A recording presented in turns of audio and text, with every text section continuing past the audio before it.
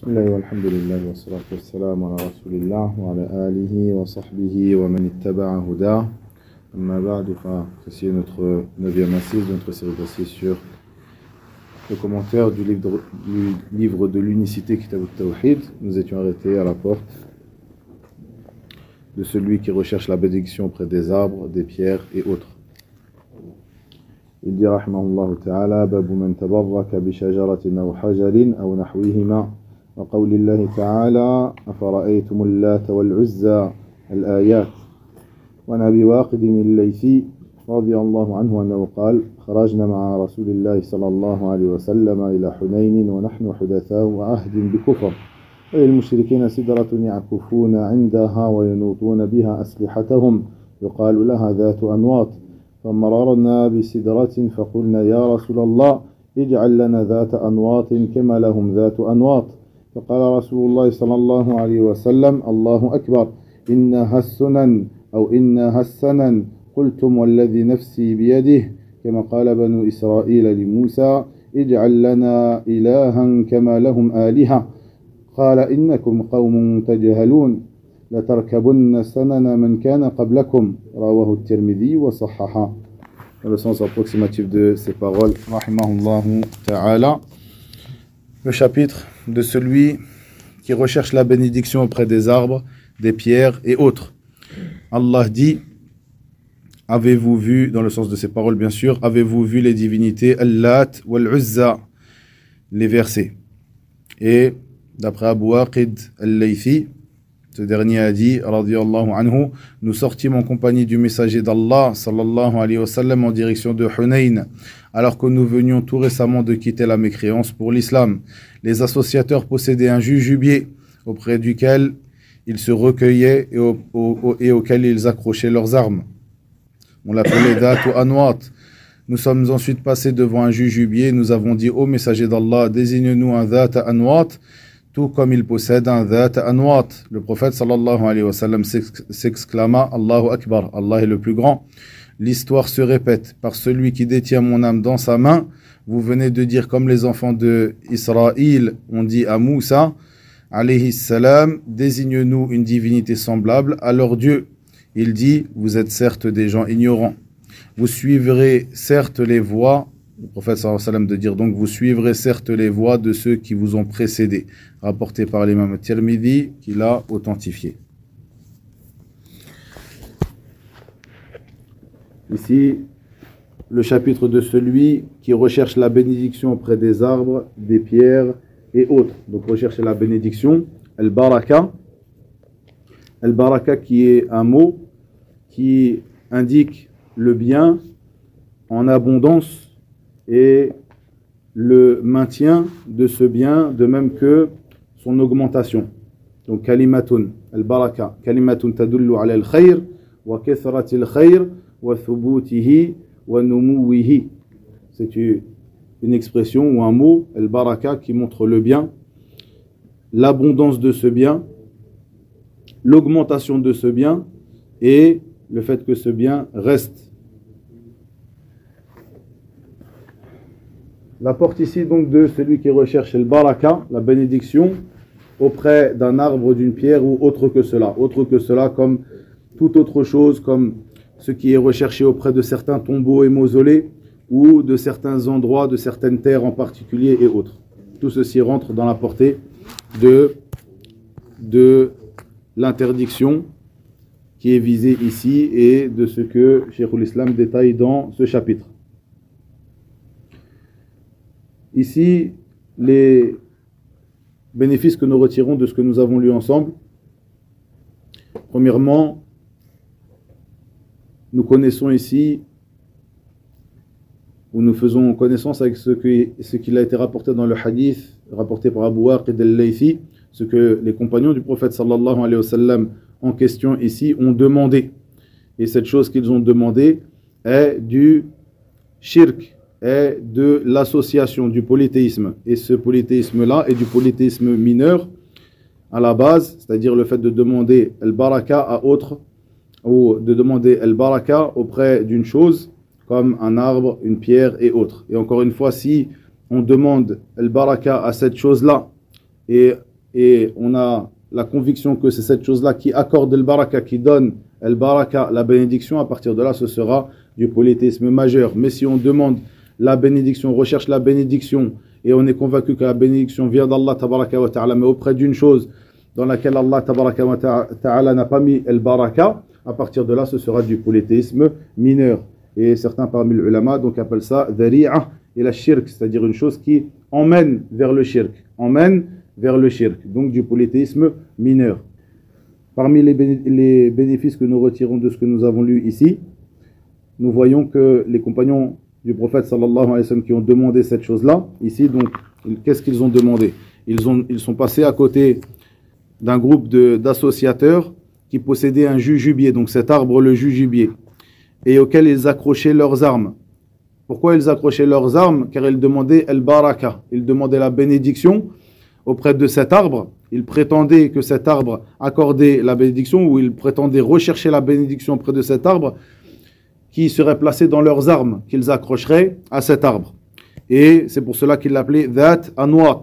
Donc, dans une traduction vraiment très approximative, celui auquel on accroche, celui qui a des choses qui sont accrochées à lui. Dhat Anwat. Et les compagnons du prophète sallallahu alayhi wa sallam, comme on l'a dit ici, nous avons fait connaissance avec ce qu'ils ont demandé, qui est de l'ordre du polythéisme. Ils ont demandé à ce que le prophète sallallahu alayhi wa sallam leur fasse d'un des jujubiers qui étaient dans le coin un Dhat Anwat, comme ces associateurs avaient un Dhat Anwat, c'est-à-dire que le prophète sallallahu alayhi wa sallam leur désigne un jujubier auquel ils accrocheraient leurs armes et par lequel ou auprès duquel ils rechercheraient la bénédiction. Cette chose qui fait partie du polythéisme ou qui est du polythéisme. Et nous voyons dans ce hadith qu'ils ne l'ont pas fait. Nous voyons dans ce hadith qu'ils ne l'ont pas fait. Ils l'ont simplement demandé au prophète sallallahu alayhi wa sallam et ils ne l'ont pas pratiqué. Nous retirons aussi comme bénéfice de ce que nous avons lu ici, le fait que ces derniers ont recherché à se rapprocher d'Allah par cette chose-là. Ils recherchèrent à se rapprocher d'Allah par cette chose-là, et en effet, ils pensaient que cette chose était une chose qu'il aimait. Tabaraka wa ta'ala. Nous retirons aussi comme bénéfice que si ces derniers, donc les compagnons du prophète sallallahu alayhi wa sallam, bien qu'ils étaient récemment rentrés en islam, ils étaient, comme l'a dit Abu Waqid ici dans ce hadith, donc Abu Waqid al-Laythi au passage, qui est un compagnon radiyallahu anhu, qui s'appelle Al-Harith ibn Auf, un compagnon connu radiyallahu anhu, et il dit ici: nous sortîmes en compagnon du messager d'Allah en direction de Hunayn, alors que nous venions tout récemment de quitter la mécréance pour l'islam. Eh bien, nous retirons comme bénéfice que ces derniers n'ont pas eu connaissance du caractère interdit de ce qu'ils ont demandé, du fait que ceci était du polythéisme. Et si les compagnons du prophète sallallahu alayhi wa sallam qui vivaient avec eux, bien qu'ils étaient récemment rentrés en islam, ne l'ont pas su, eh bien autres que eux sont plus à même d'ignorer cela. Nous retirons aussi comme bénéfice que ces derniers, les compagnons du prophète sallallahu alayhi wa sallam, malgré tout, ils ont une promesse de la récompense et une promesse du pardon d'Allah tabaraka wa ta'ala, ce que d'autres n'ont pas. Malgré cela, regardez ce qui s'est passé dans ce hadith. Nous voyons que le prophète sallallahu alayhi wa sallam ne les a pas excusés. Il ne les a pas excusés à ce moment-là d'avoir posé cette question. Plutôt, il leur a répondu directement. Et il s'est étonné en disant Allahu Akbar. Il s'est étonné en disant Allah est le plus grand. Puis il dit sallallahu alayhi wa sallam dans le sens de ces paroles: l'histoire se répète par celui qui détient mon âme dans sa main. Vous venez de dire, comme les enfants d'Israël ont dit à Moussa: désigne-nous une divinité semblable à leur Dieu. Il dit: vous êtes certes des gens ignorants. Donc le prophète sallallahu alayhi wa sallam ne les a pas excusés pour avoir posé cette question, bien qu'ils étaient récemment rentrés en islam, mais plutôt il leur a répondu d'une manière forte, en leur évoquant ces choses. Il leur a évoqué ces choses, le fait que ceci est la voie de ceux qui les ont précédés parmi les associateurs, et c'est la même chose que ce qu'a demandé les enfants d'Israël à Moussa, bien que dans le verset ils ont demandé: désigne-nous une divinité semblable à leur Dieu. désigne-nous une divinité semblable à leur Dieu. Et le prophète sallallahu alayhi wa sallam met en évidence dans ce hadith le fait que la réalité est au-delà des expressions qui sont utilisées. En réalité, ce qu'ils ont demandé est la même chose et du même ordre que ce qu'a demandé les enfants d'Israël à Moussa alayhi salam. Ceci même si ils l'ont demandé d'une autre manière. Donne-nous une divinité autre. Donne-nous une divinité comme ils ont divinité. Et ici, ils ont demandé un dhat anwat, une chose auprès de laquelle on rechercherait el baraka. Parmi les bénéfices que nous retirons de ce que nous avons lu ici, cette grande affaire qui est voulue ici par ce hadith qui a été rapporté par Cheikh l'Islam, le fait que ces derniers ont demandé à ce que le prophète sallallahu alayhi wa sallam leur fasse un arbre auprès duquel ils demanderaient la bénédiction, et cette chose est en réalité du même ordre, comme je viens de le dire, que ce qu'a demandé les enfants d'Israël à Moussa, bien que ces derniers ont demandé, comme vous le voyez dans ce hadith, que Moussa leur désigne une divinité semblable à leur Dieu. Ceci est très important de voir que ces deux choses-là sont du même ordre, c'est de l'ordre de l'association du polythéisme, et ceci même si les expressions qui ont été utilisées divergent. Parmi ces bénéfices que nous retirons ici aussi, de ce que nous avons lu, ayyuhal ikhwa, le fait que le shirk, le polythéisme, est de l'ordre, est de deux sortes. Le polythéisme majeur et le polythéisme mineur. Car en vérité, ils n'ont pas apostasié, ils ne sont pas sortis de l'islam en demandant cela, ce qu'ils ont demandé. La demande qu'ils ont faite ne les a pas fait sortir de l'islam. Donc ceci nous montre, comme le dit ici Cheikh l'Islam, dans Al-Masail, que le polythéisme est de deux sortes, majeur et mineur, comme nous l'avons vu précédemment, et comme il est venu dans plusieurs ahadiths où le prophète sallallahu alayhi wa sallam a appelé certaines sortes de polythéisme mineurs. Donc ceci n'est pas une invention, ceci est réel. Il y a certaines sortes de polythéisme qui sont du polythéisme mineur et d'autres qui sont du polythéisme majeur. La différence qu'il y a entre le polythéisme mineur et le polythéisme majeur. Ceci est très important de faire la distinction entre ces deux-là, comme il est très important de faire la distinction entre la mécréance mineure et la mécréance majeure, de même que la distinction entre al-nifaq, l'hypocrisie mineure et l'hypocrisie majeure, comme ceci est la voie des gens de la sunna, à l'inverse de l'khawarij. Al-khawarij, une des raisons qui les ont fait tomber dans cette voie, le fait de rendre mécréants une partie des musulmans, le fait qu'ils n'ont pas fait la différence entre ces deux sortes-là. C'est-à-dire que lorsqu'ils voient un verset ou un hadith qui parle de polythéisme mineur, ils lui appliquent la même sentence que au polythéisme majeur. De même que un hadith ou un verset qui est de l'ordre du polythéisme, de la mécréance mineure, il lui applique le jugement à la mécréance majeure. Ceci les a poussés à tomber dans cette voie égarée qu'ils ont suivie. Donc ceci est très important pour les gens de la sunna de bien faire la distinction. Quelle est la différence qu'il y a entre le polythéisme majeur et le polythéisme mineur? Le majeur, il fait sortir de l'islam. Le majeur, premièrement, il fait sortir de l'islam, à l'inverse du mineur. Une autre différence. Le polythéisme majeur, il rend ce qui est bien et le sang de celui qui est tout ça, ça rentre dans la même portée. C'est-à-dire, à partir du moment où la personne sort de l'islam, effectivement, ses biens et son honneur deviennent licites. Une autre différence qu'il peut y avoir. Le ulama, généralement, il cite trois différences. Et dans l'une de ces trois différences, l'avis le plus juste, c'est qu'il n'y a pas de différence entre les deux. La première, comme l'a évoqué Youssouf ici, comme l'a évoqué Omar aussi, le fait que la personne sort de l'islam lorsqu'il commet du polythéisme majeur. Le polythéisme majeur donc fait sortir de l'islam, à l'inverse du polythéisme mineur qui ne fait pas sortir de l'islam. La deuxième. Ahsant. La personne qui meurt sur ce polythéisme majeur sera éternellement dans le feu, sera voué au feu éternel, à l'inverse de celui qui meurt sur le polythéisme mineur. Les deux, lorsqu'ils ne se sont pas repentis, bien sûr, avant de mourir.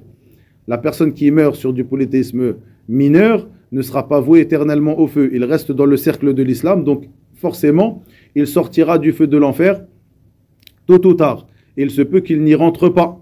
Il se peut qu'il n'y rentre pas non plus. Par la miséricorde d'Allah, tabaraka wa ta'ala, ou par la cause de ces bonnes œuvres qui l'empêcheront de rentrer au feu, ou toutes ces autres causes que vous connaissez qui peuvent l'empêcher de rentrer au feu. La troisième de ces différences qu'il y a entre les deux. Certains parmi les ulama disent que le polythéisme majeur, Allah Azza wa Jal ne le pardonne pas, comme il est venu dans le verset. Inna Allah la yaghfiru an yushraka bih wa yaghfiru ma duna dhalika liman yasha. Certes, Allah ne pardonne pas à ce qu'on lui associe, mais il pardonne à qui il veut en dessous de cela, en dessous de l'association. À l'inverse du polythéisme mineur qui ne rentre pas dans cela. Et ceci, d'après l'avis le plus juste, est qu'en réalité, il n'y a pas de différence entre le polythéisme mineur et le polythéisme majeur, c'est-à-dire que Allah tabaraka wa ta'ala ne pardonne pas celui-ci ou celui-là. Bien sûr, pour la personne qui sera mort sans s'être repenti. On parle de celui qui est mort sans s'être repenti. Ce qui est l'avis le plus juste, c'est que ce soit du polythéisme majeur ou polythéisme mineur, ces deux-là rentrent dans la portée générale du verset. C'est-à-dire que Allah tabaraka wa ta'ala ne le pardonne pas, mineur ou majeur. Une différence que certains parmi les gens de science ont fait, le fait que le majeur, Allah ne le pardonne pas, d'après ce verset que je viens d'évoquer, et le mineur, Allah Azza wa Jalla le pardonne. Et en réalité, les deux rentrent dans la portée générale de ce verset. Donc les trois différences. Le polythéisme majeur fait sortir de l'islam, à l'inverse du mineur. Le polythéisme majeur rend la personne qui l'a commise, bien sûr qui ne s'est pas repenti de cette chose-là avant de mourir, parmi les gens qui restent éternellement dans le feu de l'enfer, wal'iyadhu billah. Et la troisième, certains parmi les gens de science donc disent que Allah Azza wa Jalla ne le pardonne pas, à l'inverse du polythéisme mineur, et vous avez su quel est l'avis le plus juste ici. Ceci est très important de bien faire la différence entre ces deux-là. Et j'avais évoqué aussi la manière que tu as de savoir, ou ce que les gens de science ont expliqué pour faire la différence entre le majeur et le mineur. Vous vous rappelez? Ah, Faddal Saleh. Le majeur, c'est tout ce qui est appelé shirk, donc composer le tawhid de manière absolue. Ahsant. Le mineur, c'est tout ce qui est appelé shirk, mais ne composez pas le tawhid de manière absolue. Ahsant. Le majeur, comme l'a dit votre frère Saleh, c'est tout ce qui a été appelé dans les textes du Coran de la Sunna polythéisme et qui contredit le tawhid de manière absolue. À l'inverse du polythéisme mineur, qui lui est tout ce qui est appelé shirk, polythéisme dans les textes du Coran de la Sunna, et qui ne contredit pas le tawhid de manière absolue. Ces textes à propos desquels ce polythéisme, donc, où cette œuvre est appelée shirk, du polythéisme, mais on sait par d'autres preuves que la personne qui commet cette chose-là ne fait pas partie des gens qui sont voués éternellement au feu de l'enfer, ou ne fait pas partie des gens qui sortent de la religion. Donc ces choses qui ne contredisent pas de manière absolue le tawhid. À partir de là, tu sauras faire la différence entre le polythéisme mineur et le polythéisme majeur, et ceci est d'une importance capitale pour les gens de la sunna, afin de ne pas tomber dans cet égarement, l'égarement de Al-Khawarij. Parmi ce que nous retirons comme bénéfice aussi de ce que nous avons lu ici, leurs paroles, et nous étions proches de la mécréance, ou nous venions tout récemment de quitter la mécréance pour l'islam. Ceci nous montre que autres que eux n'étaient pas ignorants de cette affaire sur laquelle le prophète sallallahu alayhi wa sallam, ou à propos de laquelle le prophète sallallahu alayhi wa sallam les a repris. Parmi les bénéfices que nous retirons aussi, l'interdiction de ressembler aux gens de l'époque anté-islamique. L'interdiction de ressembler aux gens de l'époque anté-islamique. Parmi les bénéfices aussi que nous retirons, la permission de se mettre en colère lorsque tu enseignes à quelqu'un. Le prophète sallallahu alayhi wa sallam, en vérité ici, s'est mis en colère au moment de leur enseigner cette chose-là. Il s'est mis en colère lorsqu'il a entendu cette parole. Cette parole, lorsque dans cette parole il y avait une transgression des limites d'Allah tabaraka wa ta'ala, le prophète sallallahu alayhi wa sallam s'est mis en colère et leur a enseigné ce qui était la vérité dans ce qu'ils ont dit. Donc ceci est légiféré de se mettre en colère parfois lorsque tu enseignes à quelqu'un. Parmi les bénéfices que nous retirons aussi, ayyuhal ikhwa, de ce que nous avons lu ici, le fait que ceci est un des signes de la prophétie. En effet, le prophète sallallahu alayhi wa sallam a dit dans ce hadith, dans le sens approximatif de ces paroles, vous suivrez certes les chemins de ceux qui vous ont précédés, vous suivrez certes les voies de ceux qui vous ont précédés. Et ceci est bien ce qui est advenu dans la communauté du prophète Mohammed sallallahu alayhi wa sallam, le fait qu'ils ont pris des associés en dehors d'Allah tabaraka wa ta'ala, que le polythéisme est bien arrivé dans la communauté du prophète sallallahu alayhi wa sallam, comme il est arrivé dans les communautés qui nous ont précédés. Parmi les bénéfices aussi que nous retirons ici,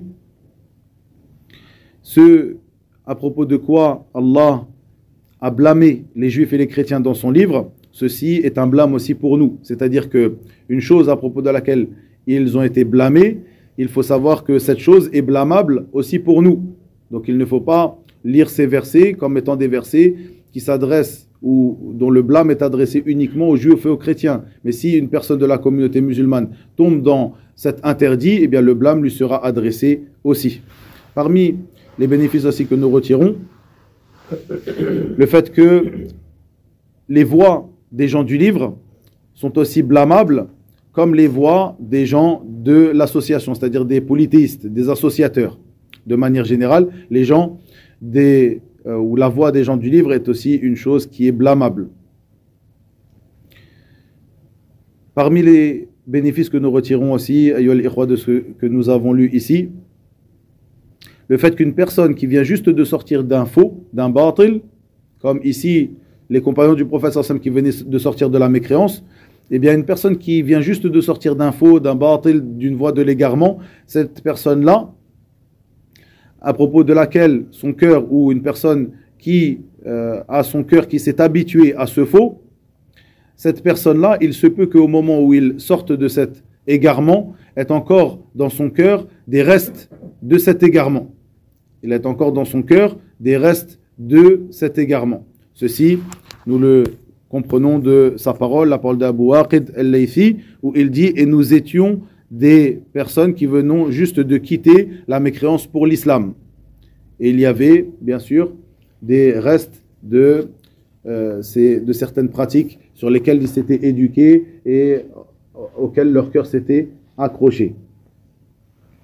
Parmi aussi ce que nous retirons ici, l'explication de ce verset Afara'aytumul Lata wal Uzza et le reste des versets de Surat Al-Najm. Avez-vous vu les divinités Al-Lat wal Uzza?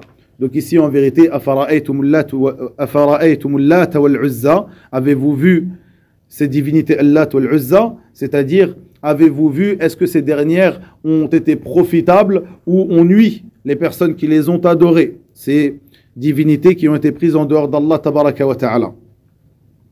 Et ce qui est voulu ici, c'est de mettre en évidence que ces choses ne peuvent ni nuire ni profiter, bien que ces derniers leur demandaient, leur adresser des demandes, des supplications et rechercher auprès d'elles al-baraka, rechercher auprès d'elles la bénédiction, de même qu'ils recherchaient auprès d'elles que ces dernières les secourent. Et l'islam est venu interdire ceci et rendre cette pratique caduque. Al-Uzza, ayyuha al-ikhwa, était une divinité qui était prise par les gens de Mecca, alors que Manat était une divinité prise par les gens de Al-Medina, et Lat par les gens de Taif. Al-Lat est prononcé avec shadda et sans shadda. On dit Al-Lat sans shadda, bit-takhfif, et Al-Lat avec le tajdid de la lettre Ta. Comme ceci, il y a deux récitations qui sont venues à propos de Lat. Lorsque on dira Al-Lat bit-takhfif, sans la shadda, ce sera une pierre blanche qui se trouvait dans la ville de Taif, sur laquelle était construite une maison, et que les gens venaient et se recueillaient auprès de cette maison ou de cette pierre. Donc cette pierre qui était adorée en dehors d'Allah tabaraka wa ta'ala, cette pierre auprès desquelles les gens vouaient des adorations, et cette pierre auprès de laquelle les gens recherchaient al-baraka, la bénédiction. Et lorsque on dira al-lat avec al-tajdid, donc la shadda sur le ta, ce sera en référence à une personne qui était connue à l'époque anti-islamique, qui faisait du pain ou à manger donc pour les gens qui faisaient le pèlerinage à la maison sacrée. et lorsque cette personne est morte, elle a été enterrée et les gens venaient se recueillir auprès de sa tombe jusqu'à finir par l'adorer et rechercher la bénédiction auprès de cette personne. Concernant Al-Uzza, Al-Uzza c'était un arbre. Al-Uzza c'était un arbre qui était, comme je l'ai dit, adoré par les gens de Mecca. Un arbre qui se trouvait entre Mecca et Taïf. Et Manat était une idole qui se trouvait dans un endroit qui s'appelle Mushallal, qui se trouvait entre Mecca et Al-Médina. Et Manat, comme je l'ai dit, c'était une idole des gens de Médine. Voici pour ce que nous retirons ici comme bénéfice de ce que nous avons lu concernant l'interdiction de rechercher al-baraka. Al-baraka qui est un mot qui montre le bien, l'abondance du bien, le fait que ce bien reste et perdure et persiste et qu'il augmente même. Al-baraka. Rechercher cette baraka auprès d'autres qu'Allah tabaraka wa ta'ala, auprès d'autres qu'une chose dans laquelle Allah tabaraka wa ta'ala a mis al-baraka. Wa ilahuna wa billahi tawfiq wa sallallahu wa sallam wa barak ala nabiyyina Muhammad walhamdulillahi rabbil alamin.